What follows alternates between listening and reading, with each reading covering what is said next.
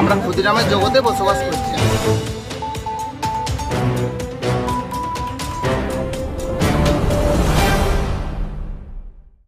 Nurse মনে হয় 7টা থেকে না 8টা না 10-12টা নার্স এরকম আছে, কিন্তু তারাও ভাগ করে নিচ্ছে যে তুমি দুদিন থাকো, এক সপ্তাহ পর আমি দুদিন থাকবো, এইভাবে নার্স আমাদের হাসপাতালে ডিউটি চলছে। প্র্যাকটিস আপনার সরকারি কোয়ার্টারে বসে করতে পারেন? হঠাৎ এই প্রশ্ন উঠছে কেন? আপনি পারেন কিনা বলুন না। দেখি নিয়মে রয়েছে, আপনার পারেন, আপনার নিয়মে আছে, আপনার নিয়মে রয়েছে বলুন। অনেক জায়গাতেই করে না, অনেক জায়গায় আপনি করছেন, সেটা কি নিয়মে রয়েছে? এটা কি লিগ্যাল? এটা লিগ্যাল মানে সরকারি নিয়ম অনুসারে আপনি কি কোয়ার্টারে বসে চেম্বার করতে পারেন, প্রাইভেট প্র্যাকটিস করতে পারেন? হ্যাঁ, মানে আমি বলছি যে আমরা বক্তব্য নেব, আমার তো কোনো বক্তব্য দেওয়ার কিছু নেই, যেহেতু আপনার দেখুন বিষয়টা হচ্ছে আপনার বিরুদ্ধে, সেই জন্যই আপনার বক্তব্য নেওয়ার কথা।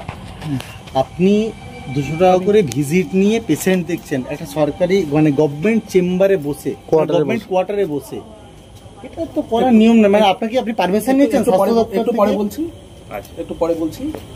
ঠিক আছে, অফিস কোথাও জানিয়েছেন যে আপনি এভাবে প্র্যাকটিস করছেন? করা যায় জানেন? আপনি জানিয়েছেন? কোথাও জানিয়েছেন? অভিযোগ হয়নি, আপনি কোথাও জানিয়েছেন? আপনি নিজে বলুন, জানিয়েছেন? আপনি জানার কিছু নেই, বিএমও সাহেব তো আপনি জানিয়েছেন? বিএমও সাহেব জানেন? আপনার বিএমও জানেন?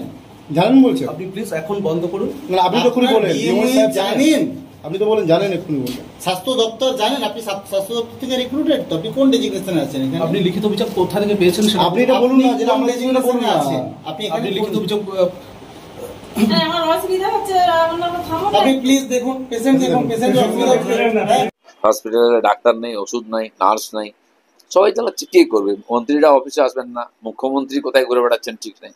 এই যুগে প্রশাসন চলে, তো তার পরিণাম তাই হবে। কে কাকে বলবে? টিচারদের কে বলবে? সরকারি কর্মচারীদের, অফিসারদের কে বলবে? ডাক্তারকে কে বলবে? বলার নৈতিকতা থাকা চাইতো। তাই সব জায়গায় আস্তে আস্তে অব্যবস্থা হয়ে যাচ্ছে। স্কুল, কলেজ, ইউনিভার্সিটি দেখছেন তো মহিলাদের উপর কি হচ্ছে। স্কুলের মেয়েকে নিয়ে গিয়ে আটকে রেখে ধর্ষণ করে খুন করে দেওয়া হচ্ছে দিনের পর দিন। না পুলিশের এফআইআর, না ইনকোয়ারি, না কেউ বলছে কিছু। একটা ছবি ভাইরাল হয়েছে যেখানে দেখা যাচ্ছে যে উনি ওখানে বসে মদ্যপান করছেন, এরকম একটা অভিযোগ সামনে আসছে। আপনার কাছে শুনলাম, আমি ব্যাপারটা পুরো তদন্ত করতে দিয়েছি। ওরা রিপোর্ট জমা করলে যদি এটা সত্যি হয় তাহলে আইন মতো যা ব্যবস্থা নেওয়া তো ওটাকে সেটা আমরা করবো। ডিপার্টমেন্টাল এনকোয়ারি করে এটা করার এটা করবো। উনি দীর্ঘদিন ধরে জিনিস করছেন, তো আপনাদের কাছে কোনো খবর ছিল না? দীর্ঘদিন ধরে করছেন, আপনার কাছে খবর ছিল না, আমি এত এই ধরনের খবর টবর ছিল না, তো আজকে শুনলাম। আমি অলরেডি এনকোয়ারি কমিটি ফর্ম করেছি। তো নতুন খবরের আপডেট পেতে আমাদের চ্যানেলটি সাবস্ক্রাইব করুন এবং বেল আইকনটি প্রেস করুন।